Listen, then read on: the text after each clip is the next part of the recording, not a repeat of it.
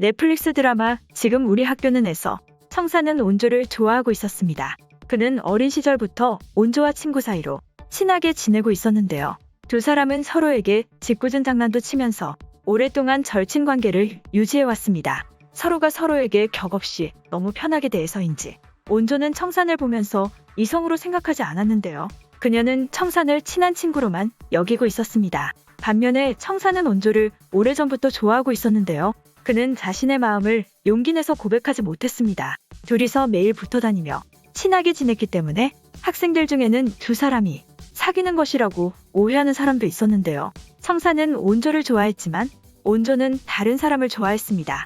그녀는 같은 반인 수혁을 좋아하고 있었는데요. 온조는 그에 대한 마음을 숨기고 있다가 용기 내서 그에게 고백했는데요. 하지만 수혁은 그녀의 마음을 받아주지 않았습니다. 수혁은 반장인 남나를 좋아하고 있었는데요.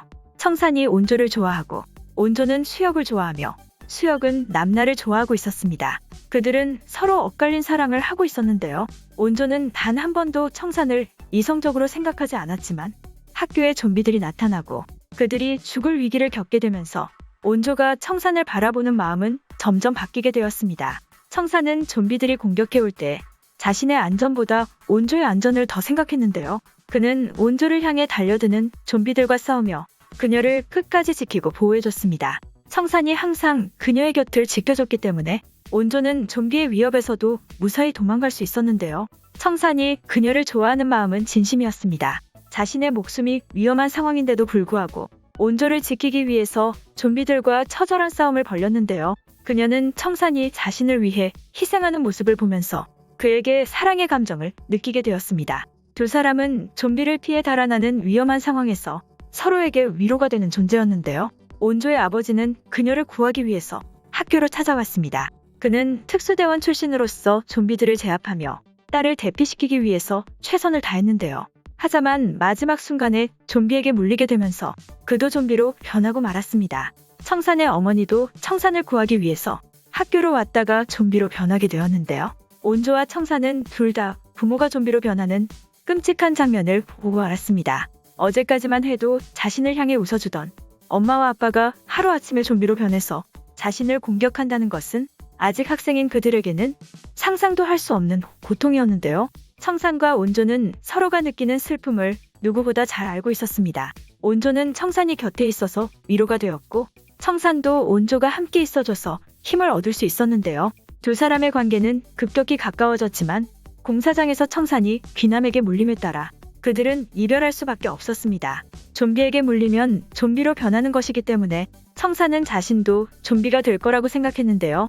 그는 온조에게 마지막 인사를 한 다음 좀비로 변하기 전에 그녀의 곁을 떠나려고 했습니다. 온조는 청산에게 가지 말라고 붙잡았지만 그는 그녀를 위해서 자신이 떠나는 것이 최선이라고 생각했는데요. 청산과 온조는 서로의 명찰을 교환하며 서로에 대한 마음을 확인했습니다. 온조도 청산이 자신을 좋아하는 것을 알게 되고 그에 대한 사랑의 마음이 생긴 것인데요.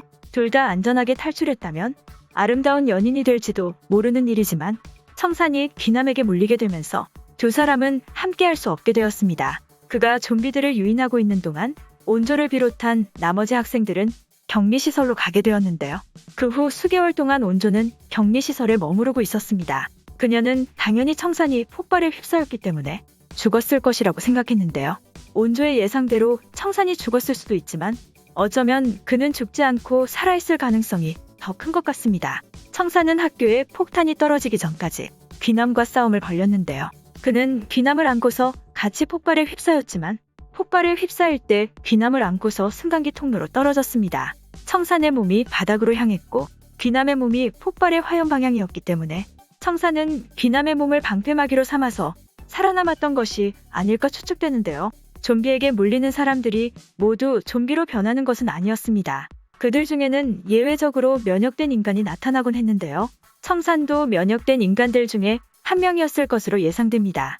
그는 귀남에게 물렸지만 꽤 오랫동안 좀비로 변하지 않았는데요. 보통의 학생들이 10분 내에 좀비로 변하는 것을 봤을 때 그가 오랫동안 변하지 않았다는 것은 청산도 면역된 인간일 가능성이 크다는 것을 의미했습니다. 그는 면역된 인간으로서 뛰어난 재생 능력을 가지고 있으며 폭발이 일어났을 때 귀남을 방패막이로 삼아서 폭발해서 살아남은 것 같은데요. 청사는 당시에 죽지 않고 살아남았지만 반은 좀비고 반은 인간이 된 자신의 모습 때문에 차마 온조 앞에 모습을 드러내지 않았던 것으로 보입니다. 온조가 남나를 만나기 위해서 격리시설을 빠져나왔고 다시 효산시로 들어왔는데요. 시즌1에서는 온조가 남나와 만나는 모습만 나왔지만 시즌2에서는 온조와 청산을 만나는 장면도 나타날 것이라고 생각됩니다. 그녀는 남나를 만나고 돌아가다가 청산을 발견하게 될 듯한데요. 두 사람은 좀비와 인간이라는 서로 다른 존재가 되었지만 아직도 서로를 사랑하고 있는 만큼 다시 가깝게 지낼 것 같습니다. 온조는 청산이 자신을 위해서 목숨을 희생하며 지켜줬던 모습을 기억하고 있기 때문에 항상 그에 대한 마음을 간직하고 있었는데요. 한 명은 좀비고 한 명은 인간이지만 두 사람은 그런 장벽들을 뛰어넘고 사랑을 이어나가는 것이 아닐까 생각됩니다. 청산과 온조는 서로의 마음을 확인하고 사랑을 시작하려는 그 순간에 이별해야만 했는데요. 그들이 다시 만나게 된 이상 그동안 못다한 사랑을 하게 되는 것이죠. 물론 어디까지나 뇌피셜이긴 하지만 청산도 면역된 인간일 가능성이 높다는 점과 그가 폭발 속에서 살아남아서 다시 온조와 사랑을 하는 것이 아닐까 추측됩니다. 다음 회가 기다려지네요.